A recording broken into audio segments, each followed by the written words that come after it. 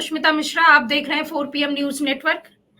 हिंदू धर्म में ये कहा गया है कि कोई भी अगर मूर्तियों का प्राण प्रतिष्ठा या कि उद्घाटन होना है तो एक पत्नी पति पत्नी मिलकर उद्घाटन करते हैं, उसकी प्राण प्रतिष्ठा करते हैं। लेकिन जब 22 जनवरी को राम मंदिर का उद्घाटन और प्राण प्रतिष्ठा होने वाली है, लेकिन मोदी जी अगर अपनी बीवी के साथ यानी कि अपनी धर्म पत्नी के साथ प्राण प्रतिष्ठा का में नहीं आते तो कैसे वहां पे वो पूजा सफल होगा, ये कैसे पूजा करेंगे, एक और सवाल है। क्योंकि उद्घाटन जो हो रहा है वो आधे अधूरे मंदिर का उद्घाटन हो रहा है, तो क्या ये करना सही है?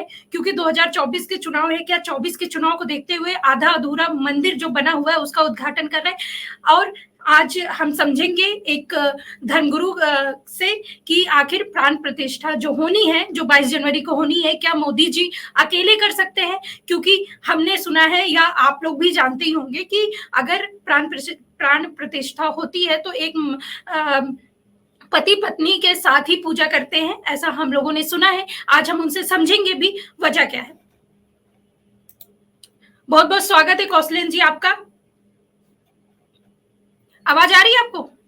जी बिल्कुल आ रही है। तो जो 22 जनवरी में 22 जनवरी को प्राण प्रतिष्ठा का पूजा होना है, उद्घाटन होना है, तो क्या लगता है कि जिस तरह से मोदी जी अभी मतलब अपनी पत्नी के साथ अलग हो गए हैं, वो शादीशुदा थे लेकिन अलग हो चुके हैं, क्या लगता है वो पूजा में वो संपन्न हो पाएगा? वो असली में पूजा है वो?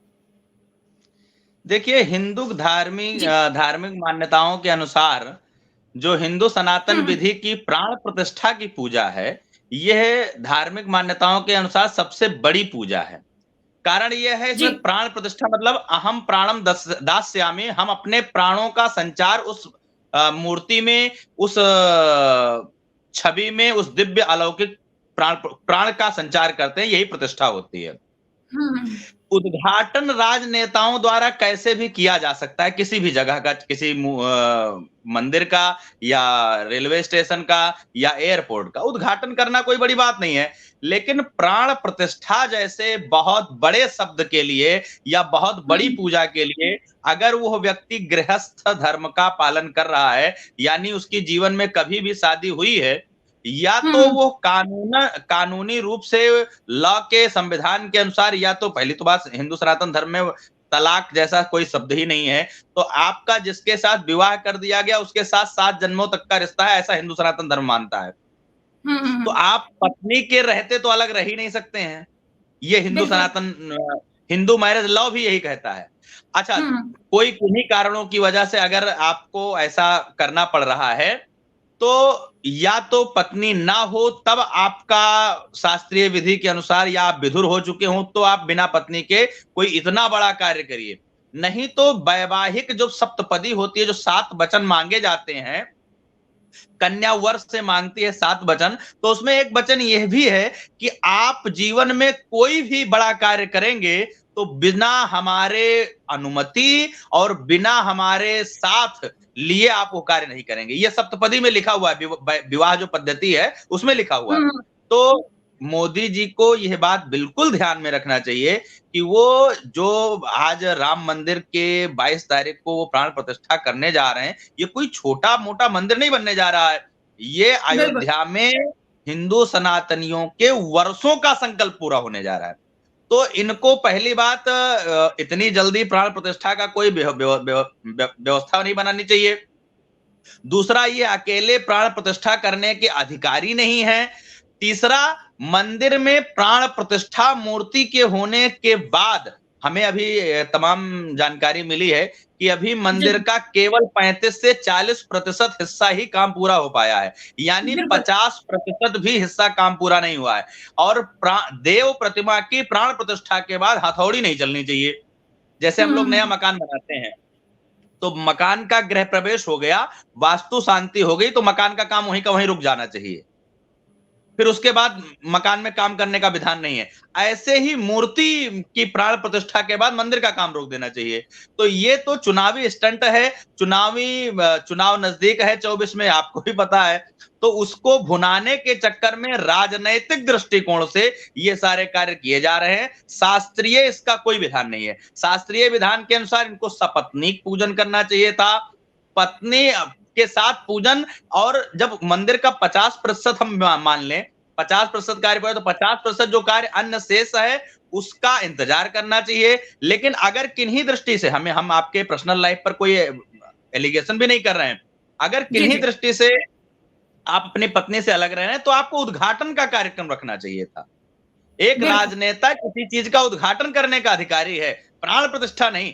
देश में अभी बहुत बड़े बड़े संत हैं, हमारे देश में शंकराचार्य हैं, जगत गुरु हैं, या स्वयं राम मंदिर के अध्यक्ष नृत्य गोपाल दास जी भले अस्वस्थ चल रहे हों, उनको स्वस्थ करके बैठाया जाता, या किसी सामान्य व्यक्ति को भी वो काम दिया जा सकता था। आप तो प्रधानमंत्री हैं, आपको तो तमाम विद्वान आपके पास आपको जानकारी प्रदान करने के लिए हैं। लेकिन हाँ, ये है कि राम मंदिर के इतिहास में स्वर्णिम अक्षरों में संगमरमर में आपको अपना नाम चाहिए प्राण प्रतिष्ठा में, तो आपका स्वागत है भाई। जो बल है, जो जिसके पास सत्ता है, जिसके पास प्रशासन, उसका विरोध करे ही कौन? परम स्वतंत्र न सिर पर को, एक रामचरितमानस की ही चौपाई है कि जब सिर पर कोई आपके है ही नहीं तो आप तो परम स्वतंत्र हैं, आप कुछ भी कर सकते हैं। इतना तगड़ा विपक्ष भी नहीं है आपके पास कि वो आपका विरोध कर सके। अच्छा, उसका विरोध करने का मतलब ये हुआ, अभी हम ये जो बात बोल रहे हैं, ये खुले मंच से बोलने का मतलब हमारे ऊपर राष्ट्रद्रोह है, हम राम को नहीं मानते हैं, ऐसा एक माहौल तैयार कर दिया जाएगा, एक क्रिएट कर दिया जाएगा। तो इसलिए सब लोग अपनी अपनी वाणी को मूक करके बैठे हैं। तमाम धर्माध्यक्ष जो हैं, जो धर्म गुरु हैं या जगत गुरु हैं, सब जानते हैं कि ये गलत हो रहा है, लेकिन उसके बाद भी वो चुप हैं।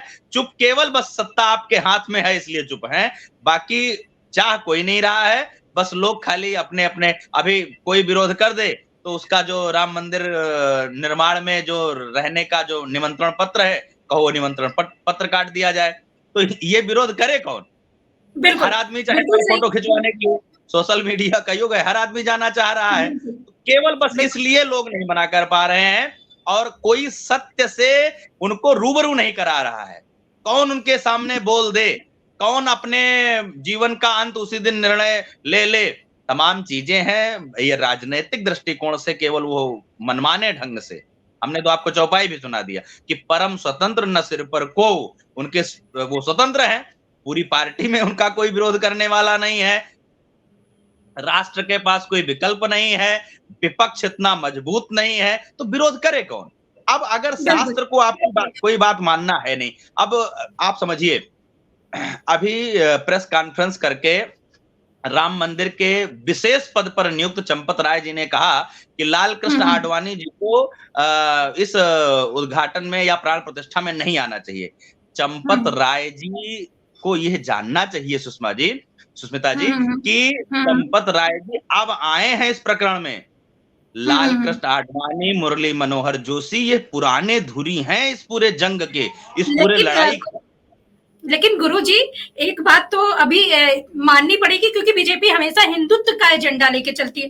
क्या इसको इतना नहीं पता है कि प्राण प्रतिष्ठा जैसे इतने बड़े कार्य में एक महिला मतलब एक दंपत्ति होना बहुत जरूरी है?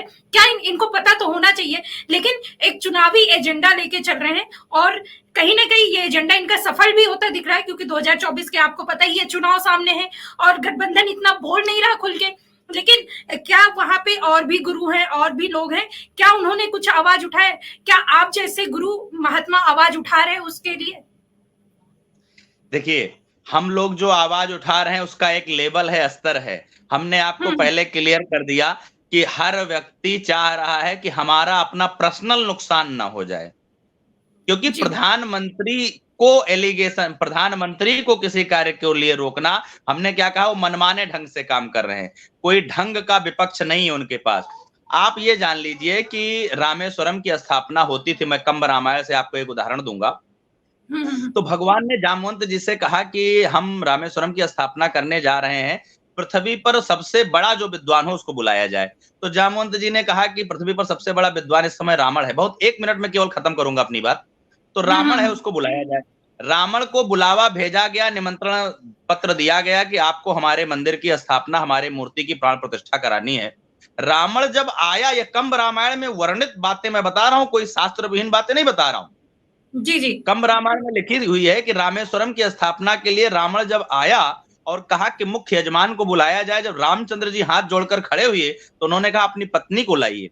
तो रामचंद्र जी ने कहा कि मेरी पत्नी का हरण हो गया है किसी राक्षस के द्वारा, और मैं यह मूर्ति स्थापना इसीलिए करना चाह रहा हूं कि मैं उस राक्षस से जीत जाऊं। तो रावण ने कहा कि देखो, पुरोहित का कर्तव्य होता है कि यजमान के पास जो वस्तु ना हो उस वस्तु की व्यवस्था तुरंत करे। तो मैं जी जी आपका पुरोहित अपने आप को मान रहा हूं, तो मैं अपनी आपकी पत्नी की व्यवस्था कर दे रहा हूं, लेकिन ध्यान रहे राम, वो तुम्हारी पत्नी नहीं, मैं वस्तु केवल दे रहा हूं। अब आप सोचिए, पुष्पक विमान लंका भेजी गई, रावण सीता को लेकर आया, राम के साथ बैठा करके रामेश्वरम की स्थापना कराई। मूर्ति प्राण प्रतिष्ठा स्थापना होने के बाद रावण सीता को अपने साथ ले गया। फिर कहा कि देखो, वो पूजा की बात थी, वो मैंने आपका हेल्प किया, मैंने पूजा में सीता को बैठा दी, लेकिन तुम्हें अगर मुझसे पत्नी चाहिए तो तुम्हें युद्ध ही करना पड़ेगा। जब बताइए, इतने बड़े, ये बात मैं त्रेता युग की कह रहा हूं। तब का भी अगर उदाहरण माननीय मोदी जी देखे होते तो आज अकेले बैठ करके प्राण प्रतिष्ठा जैसा दुराग्रह नहीं कर रहे होते। ये दुराग्रह है। ये राम मंदिर का जो पूरा कार्य चल रहा है, ये 100% चुनावी एजेंडे के तहत पर चल रहा है। नहीं तो इतनी कोई जल्दबाजी, जब हम 500 वर्षों इंतजार कर सकते हैं, तो बिल्कुल 2-4-5 साल में क्या हो जाएगा। अब 40% 50% हम मान लेते हैं अगर काम मंदिर का हुआ है, तो आप इतनी आनंद फानन में उद्घाटन क्यों कर रहे हैं, आनंद फानन में प्राण प्रतिष्ठा क्यों कर रहे हैं। आपका मंदिर का पूरा कार्य हो जाता, पूरा कार्य होने के बाद आप उसका मूर्ति प्राण प्रतिष्ठा किसी योग्य विद्वान व्यक्ति के द्वारा कराते, या आप ही करते, सपत्नीक करिए, आपको, हमें कोई आपत्ति नहीं है। हमारे यहाँ तो सभी सनातनी होते हैं, चाहे वो ब्राह्मण हो, क्षत्रिय हो, वैश्य हो, शूद्र, इसमें कोई समस्या नहीं, आप करिए प्राण प्रतिष्ठा, हमें कोई आपत्ति, लेकिन आप पूर्ण होकर तो करिए। कि पूर्ण ही जब आप स्वयं नहीं है तो आप मूर्ति में संचार क्या करने जा रहे हैं। ये तो 100% चुनावी एजेंडा है। अच्छा, पब्लिक जान भी रही है, वीआईपी प्रोटोकॉल बना। अब विपक्ष कुछ मजबूती के साथ अगर उतरता तो हो सकता है कोई जवाब मिलता, नहीं, तो उस पर हो सकता है विपक्ष भी क्या बोले, अगर बोलती है तो सोशल मीडिया में ट्रोल कर दिया जाता है, इनके राम नहीं है, ये राम के दुश्मन है, ये नहीं चाहते मंदिर बने, इसीलिए तो जगत गुरु और शंकराचार्य भी नहीं। अब इसमें मुख्यतः हमारे 4 पीठ हैं, 4 शंकराचार्य हैं, 20 करीब जगत गुरु हैं। इन जगत गुरुओं को, शंकराचार्यों को आवाज उठानी चाहिए थी, लेकिन कदाचित मैं सुष्मिता जी एक बहुत शर्मनाक बात कह देना चाहता हूं आपके चैनल के माध्यम से, कि विडंबना तो इस भारत देश में इस तरीके की हो गई है कि कहिए चारों के चारों शंकराचार्य इस राम मंदिर के प्राण प्रतिष्ठा कार्यक्रम में न बुलाए गए, क्योंकि उनको भी एक पार्टी का आप सदस्य माना जाने लगा है। कोई शंकराचार्य अगर मोदी जी के खिलाफ बोल दे रहा है तो कांग्रेसी हो गया है, कोई जगत गुरु अगर मोदी जी के खिलाफ बोल दिया तो ये तो बहुत बड़ी विडंबना देश की है कि अगर कांग्रेसी बोल दिया जाएगा गुरुजी। अब हम धर्म के रक्षक हैं तो हमें तो बातें अपनी खुली शास्त्र के अनुसार, क्योंकि हमारा शास्त्र ही कहता है तस्मात् शास्त्रम प्रमाणेषु कार्यो व्यवस्थितो। हमारी बात ना मानिए, जैसा हमारा शास्त्र निर्णय ले रहा हो वैसा आप कार्य कर लीजिए। अगर लेकिन वैसा भी आप काम करेंगे तो भी आप एलिजिबल नहीं हैं राम मंदिर के प्राण प्रतिष्ठा के लिए। उद्घाटन के लिए आप एलिजिबल हैं, क्योंकि आप एक राजनेता हैं और एक सम्मानित पोस्ट पर हैं, आप प्रधानमंत्री हैं, देश की सारी जनता ने आपको प्रधानमंत्री चुना है, आप बिल्कुल उद्घाटन करें, लेकिन प्राण प्रतिष्ठा नहीं। प्राण प्रतिष्ठा के लिए एलिजिबिलिटी आवश्यक है, योग्यता। बिल्कुल, बहुत बहुत धन्यवाद गुरुजी, बहुत अच्छी जानकारी दी, और ये जानकारी हमारे दर्शकों को भी समझ में आएगी। बहुत बहुत धन्यवाद। तो सुना आपने कौशलेंद्र गुरुजी ने क्या कहा, प्राण प्रतिष्ठा किसके हाथों होनी चाहिए और ये क्यों बन रहा है, और इतनी आनंद फानन में क्यों इतनी जल्दी में राम मंदिर का उद्घाटन हो रहा है। इन सारी बातों पे हमने चर्चा की, और जो गुरुजी ने कहा कहीं ना कहीं ये बात सच भी है, क्योंकि इतनी जल्दी प्राण प्रतिष्ठा के लिए मोदी जी एलिजिबल नहीं है। उसके लिए एक दंपत्ति का होना बहुत जरूरी है। चुनावी एजेंडा ना करके इसको अच्छे से मंदिर बनना चाहिए था और अच्छे से उद्घाटन होना चाहिए था, इतनी जल्दबाजी नहीं होनी चाहिए। ऐसे ही हम आपको और भी चीजों से रूबरू कराते रहेंगे। तब तक के लिए देखते रहिए 4 PM न्यूज नेटवर्क। मैं सुष्मिता, नमस्कार।